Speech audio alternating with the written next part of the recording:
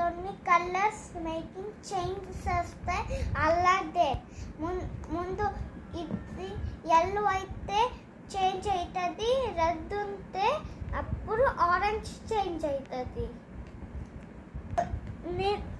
నేను ఇక్కడ plate time అయిపోయింది.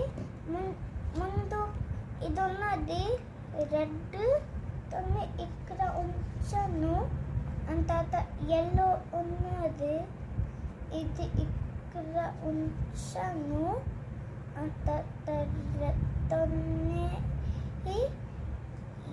ఇది రెడ్ ఉన్నది, తర్వాత ఎల్లో ఉన్నది, అంత చేంజ్ అవుతుంది.